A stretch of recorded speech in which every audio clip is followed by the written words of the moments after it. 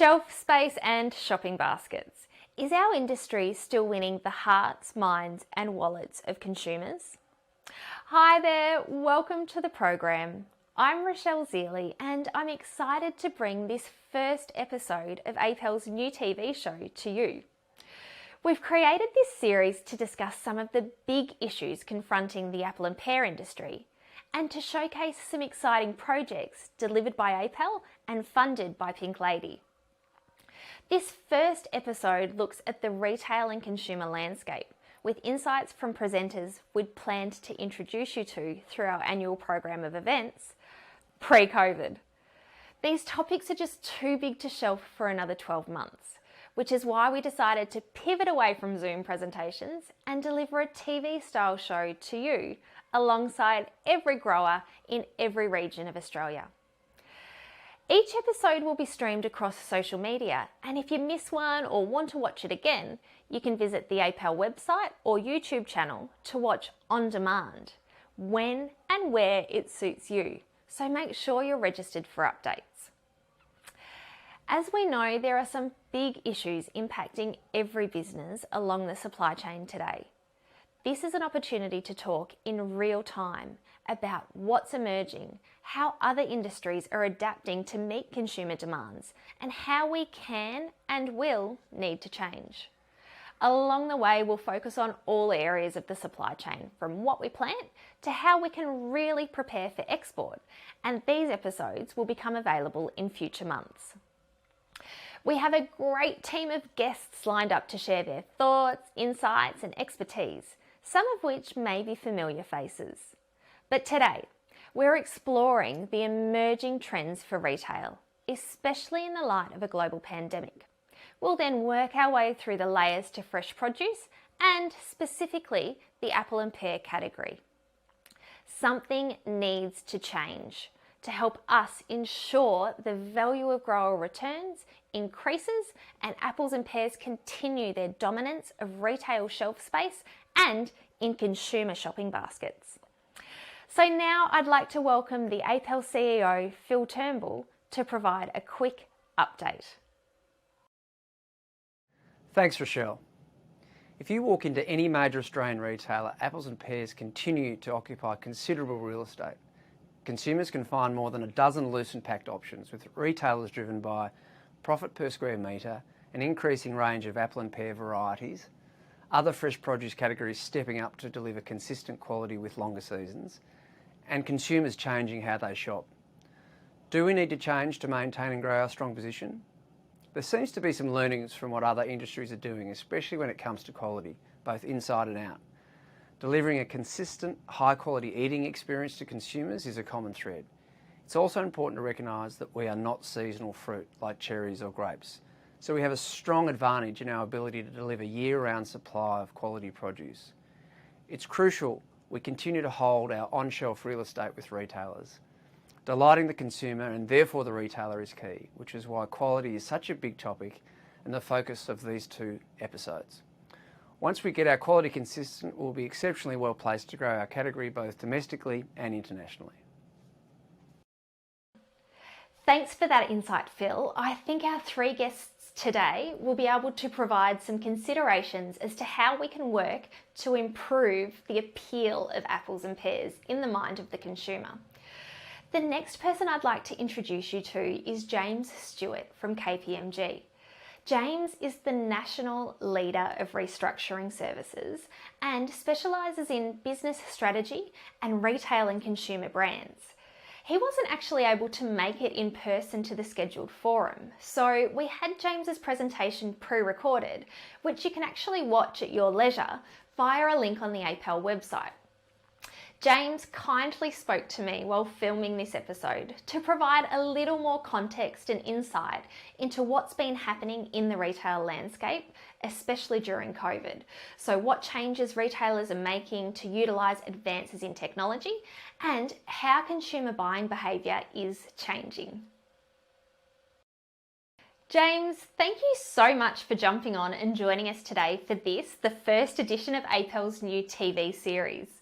I'm really interested in your insights and look forward to delving a little deeper into the questions you were looking to address when we were hosting our APAL forum.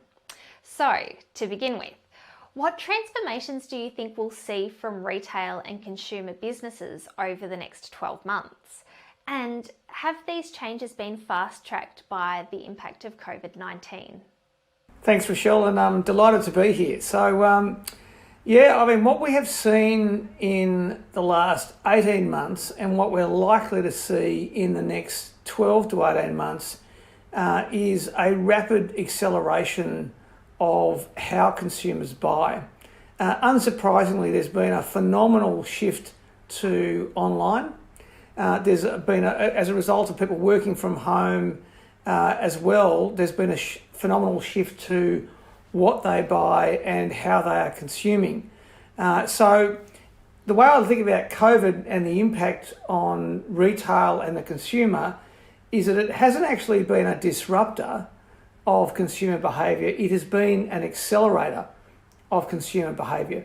And this change towards digital, this shift towards online, this was already coming. Even the shift to work from home, believe it or not, was already coming. It was part of the transition that we were in before COVID. What COVID did was it just accelerated it at a rate of knots that nobody could really anticipate. And as a result, you've seen a tectonic shift in consumer behaviour, and particularly from a lot of consumers who would never have considered working from home and who would never have considered shopping online before, and they are now practiced and somewhat expert in doing it, which is going to result in a permanent shift over the next 12 to 18 months. And I think that what we'll see then, to the second part of your question, is when we look forward and we start to cycle out of lockdowns, and there's more to come, by the way, if I'm sure, is... I hope not. No, well, there could be. But I think what will happen is that initially you'll see a burst of energy and activity like we're going to see in New South Wales that come out of lockdown, of people getting out to restaurants, getting out to venues, doing all the things that they've been deprived from for many, many years. And what we'll see is that'll come back with a burst, and then the rhythm of working from home will and working from the office will settle in again. So I think you'll find 40 to 50% of people, particularly office workers, will spend an increasing amount of time working from home and less time working in the office, which means that their buying habits that they've adopted during COVID and that they've enjoyed will stick. So kind of a long answer, but I hope that kind of gives you a bit of a high-level overview of the universe.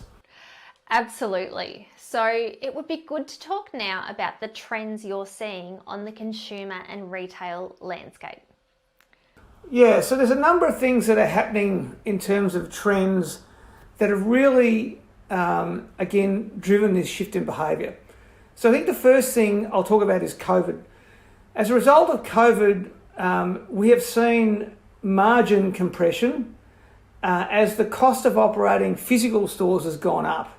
And of course, it's gone up because you need to have safety equipment, you need to have appropriate protections for the consumer and for staff. And a lot of these COVID introduced new ways of doing business will stick. Now, even when masks are gone, what's really important to the consumer is that if they're going to shop in a physical environment, they want to know that that's going to be a safe environment for them, and they want to feel like that's an environment they can trust the retailer they're dealing with. So those increased costs are compressing margins, but they're also at risk of increasing ultimately the retail prices for product that is actually put in the hands of the consumer. So that's the first thing.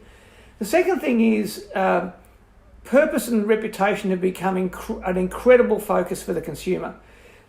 A brand's social license to operate has never been higher than what it is right now. It was already rapidly becoming the most talked about issue in consumer and retail before COVID, but COVID again has accelerated that conversation, because I think that what COVID's done is, regardless of how COVID came to be in our world, the consumer has become laser focused on sustainability, brand propositions and brand values, authenticity around the produce that they're attaching to and that they're consuming, and storytelling in terms of the history and the heritage of that product. All those things are becoming really, really important.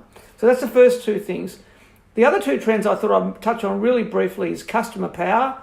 Customer power was again transitioning well before COVID, but the shift to online means that the ability of a store to attract customers, it's the power paradigm has shifted from the store sort of being the temple of the consumer experience to the customer and their iPhone being the temple of the consumer experience. So most people are now shopping through their iPhone first, in other words, doing their research before they go to a physical store. The last trend I think I'll touch on briefly is around the shift towards partnerships and changing business models. So you've seen a lot of retailers in Australia during COVID fairly significantly downsize their number of physical stores, focus on a better experience on the physical stores that they actually have, and work out what part of their business they can shift to a digital environment because of this huge trend towards shopping online. And that trend, as I've mentioned before, will continue.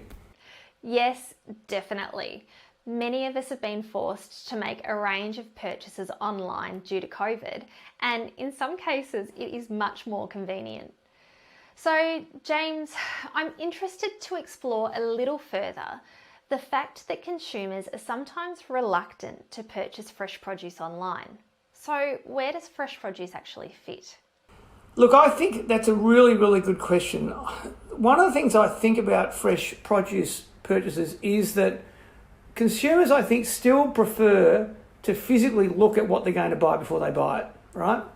They like to be in the marketplace. They like to be in their local fruit and veg shop. They like to be in their local butcher. So that hasn't gone away. I still think that's very much at core.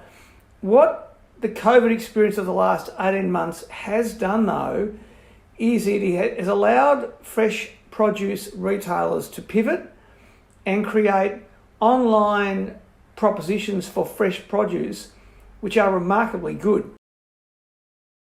Thanks, James. It's interesting to understand how consumer behaviours have shifted in the past 2 years. I wonder what will happen in the next 2. I think this just highlights the importance of collaboration and being able to leverage the opportunities we have to provide the best possible eating experience for our consumers every time. Tune into the next episode to hear the remainder of my Q&A session with James, where we discuss the way retailers track and utilise consumer-focused data, the key drivers for fresh produce that we need to be aware of, and why James believes storytelling is so important when connecting with consumers.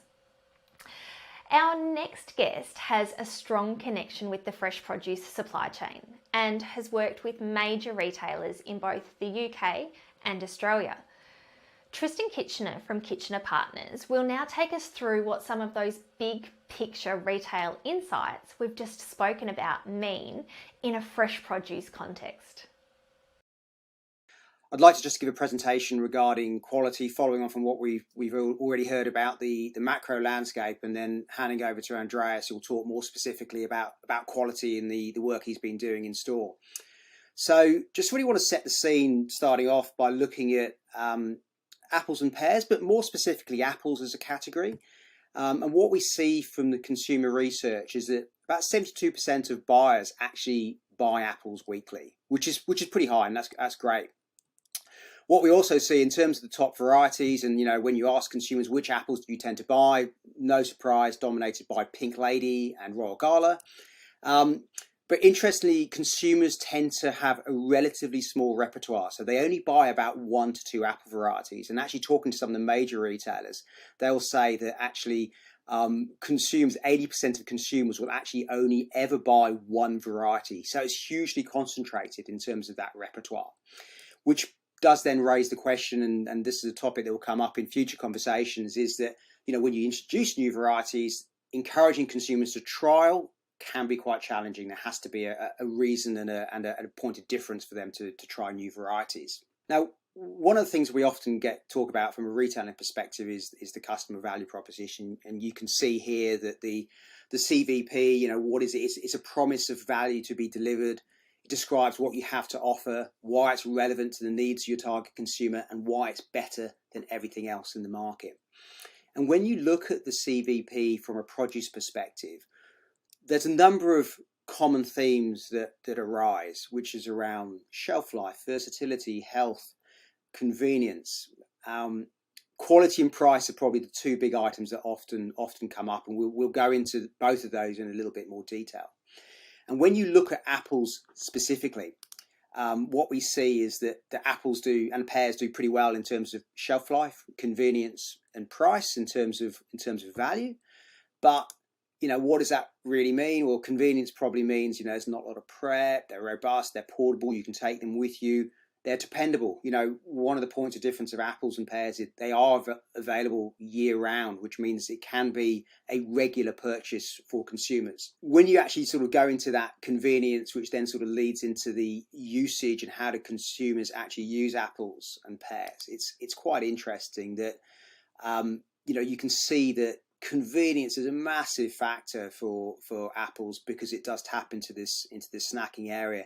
And when you look at some of those usage occasions that fall under snacking and convenience, children's lunches, healthy treats, replacing sweets with chips, it's a huge opportunity. And this perhaps has been an Achilles heel with COVID, when kids aren't at school, people are not at home, they're not eating out so much, and not needing that snack. So you could sort of say that apples and pears have probably been somewhat impacted from the COVID effect. But just going back to price, and this is an area that often gets highly focused upon. And when you ask consumers, when you think about buying apples and pears, which is more important to you, the price you pay or the quality of the product? And what you actually see is that whilst price is certainly a consideration, quality is actually more important. And price is really that trade-off, value is really the trade-off between quality and price. So it's really more about value than it is about absolute price. This is it's a slightly busy graph, but it really demonstrates the opportunities that apples and pears has as an industry. So when you look on the vertical axis on the left, and that is dollar spend extra per kilo, where you take an average kilo price of $3.50, how much extra is it possible to spend?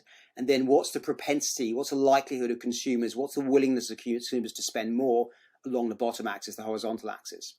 Now, when you take all these attributes and you plot them on a graph, and it's pretty busy. There's a lot of different things there. And now you can group these, and what you see when you group them is that those ones on the left, which are high price premium, so you can get $1.50, $1.60 price premium over that base of $3.50, and you get about sort of between 5 and 15% of consumers that are willing to pay more. So, high price, but essentially niche. In the red circle in the middle, sustainable packaging such as recyclability and biodegradable. That's a lower price. You're only getting a sort of like 90 cents to $1 more, but medium appeal, slightly more consumers, 15% of consumers willing to pay more. But where the opportunity really lies is in the right-hand side, where you got these attributes around longer shelf life, apples that don't brown, guaranteed crunch, all those quality attributes that really carry value for the consumer. So the price premium may not be as high, it's $1.10, $1.20, perhaps reaching $1.30, but you can see you're targeting between 20 and 35% of consumers. So as an industry, when you say, well, look, we have finite resources, where should we focus? Should it be about, new varieties or value adding in terms of what you can do with apples and pears, or actually should it be just focusing on the basics and getting everyday quality right? You could argue that's a pretty good place to play in. And when you look at the competitive advantage that apples and pears has, particularly this year-round supply, that's a really strong advantage for apples and pears versus, say, some of the other categories, such as those seasonal dessert fruits, that mangoes and berries are particularly focused, and stone fruit that particularly focuses around the Christmas months. is that that's an area where we can play and we can win. And when you look at some of the competitor categories, such as grapes, who are looking at putting minimum maturity standards in, getting more consistency in quality. So it's not just about absolute bricks, but it's actually about consistency within the bunch. That's really increasing consumer acceptability. And increasingly the data points now that when consumers have an inconsistent experience, they actually are turned off from the category, and it leads to dissatisfaction, which reduces the repeat purchase. So getting quality right and getting quality right consistently is absolutely critical for industry. Now, when you talk about quality, you ask 10 people to define quality, you'll get 10 different answers. And what we see on the next slide here is that, how do you define and measure quality? And there's so many different attributes here, and and Andreas will go into this in more detail with some quantitative data to give more specifics around it. But really, quality means different things to different people. So certainly there's some of those physical attributes around feeling firm to touch. It's a tight skin, it's a shiny skin, but it's also some of those visual characteristics around the roundness, the shape. Does it have stalks and leaves attached? So some conscious cues, some subconscious cues, but ultimately it all goes into the quality bucket. And delivering this to increase consumer acceptability and doing it on a consistent basis is essentially what is critical to enable growth of the category over the longer term, particularly in the backdrop when the competitor categories are raising the bar, they're doing things better, they're not standing still. And I think that's really the opportunity for apples and pears in Australia. So in summary, I think the opportunity for the apple and pear industry is really around quality, and it's focusing on achieving that consistent quality, and just bearing in mind the increasing competition from particularly those other dessert fruits that come in around Christmas time. How do we maintain momentum through those months? So quality, consistent quality is the message. Thanks, Tristan. It really shows that quality is key to our marketing efforts and ensuring consumers continue to purchase our produce. When eating the fruit doesn't match the marketing promise or the look on the shelf, we won't see them buy another apple or pear for at least a month, and some simply don't buy again. A number of other fresh produce commodities have recognised the impact that a bad eating experience has on a consumer's willingness to buy again and again and again. The Australian Table Grape Association was among the first to introduce a quality testing program to track the quality of their fruit as it moved through the supply chain. They have used the data to work with growers, retailers, and everyone in between to improve their quality and, with it, their returns. Our next guest is working with APAL to deliver a quality monitoring project for our industry, modelled on the very successful Table Grapes program. This is an important new initiative, and Dr. Andreas Kleber from Quality Associates will now share some insight from his work with Table Grapes to help us understand the project and its potential to significantly improve the prospects for apples and pears. We're also really looking forward to sharing the results of the quality initiative with industry as part of our regular events and communications program, starting with the Post-Harvest Forum in January 2022. Just to give you a little bit about the background of myself, I'm CEO of Quality Associates and Quality Associates Training, and we consult widely in the food industry and in the horticulture industry. And my involvement with the horticulture industry goes back for many years, not just through my current role, but also working as a technical manager in Coles and Marks and Spencer's in the UK. Previous to that, I worked with the Universities of Queensland and Adelaide in post-harvest horticulture. So this project is really all about drivers in the industry and how we can leverage consumer acceptance to maximize our sales of our products. So if we're looking at it from a consumer acceptance point of view, consumers buy with their eyes, and so the initial appearance on shelf is going to be really very important. However, as Tristan's also pointed out, the repurchase is something that's driven by the internal quality of the product. So assuming that the consumer has purchased the product and they have a negative experience because the apple is soft or the product is too sour, the pear is too firm, consumers are going to be disappointed and won't come back to the categories for 4 to 6 weeks. So that is a large potential for a loss of sales. And we need to be mindful that there is competition from other produce like summer fruit, easy peel citrus, grapes, berries, and so on. So paired with that, we need to see how we deal with the industry challenges of achieving the right harvest. That's where late picks to achieve color can cause some issues, labor availability, like there have been issues over the last year, but also how we manage product life, for example, changing from air to CA storage, how we manage our room openings.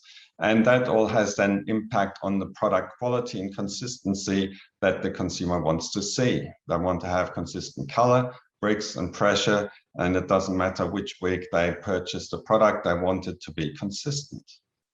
So as a bit of a background how this project is going to work, I would actually like to talk a little bit about what the grape industry has been doing, and very successfully so. So they have been working on a project for a number of years now, and we're starting to see the fruits of our labor as far as that is concerned. But that has taken a lot of work with the different stakeholders, from growers all the way to the retailers, building those relationships and trust, sharing information, and being able to actually positively drive this project for them. So to give you a bit of background, at the start of the project, this is what the grape quality looked like as far as sweetness was concerned. So that's brick starter. This is not what the consumer wants. We had lots and lots of samples that fell below a minimum specification. And so these grapes were tasting sour, and it wasn't just at any given time of the year, it was right throughout the season that we saw these issues. So what do consumers actually want? They want to have consistent sweet berries, and when we looked at the data, we can see that if we increase the bricks of grapes from 15 to 16 bricks, the acceptability for the consumer increases by a whopping 42%. So we can see that if we set the specification right and as a minimum specifications rather than as an average, we can really drive consumer acceptance. And over time, over the last few years, as this project's been running, we can see that the minimum acceptability on shelf is actually increasing. We've now gone from around 70% and we're looking at the mid-80s. So this has a major impact on what the consumer is going to see. And paired that with some Nielsen data that do research throughout the season on grapes to see what the consumers think. These are basically consumers that are purchasing white, red, or black grapes. And there we can see the acceptance is about 91%, 88, 89%. So that's a very high acceptance. And if we're looking at the liking score, we're looking at scores nearly up around 8. So it's between like very much and like extremely. So that has a very positive impact on the purchasing behavior of the consumer as well. And if we're looking at that curve here, we can see just by changing the dial, going from 70% to an 80% retail acceptability, and now beyond that as well, we can see quite a significant increase in demand. And that expresses itself for much better outturns for the grower, but also for the retailer. And so that is really driving this joint behavior, trying to achieve better outcomes for everyone.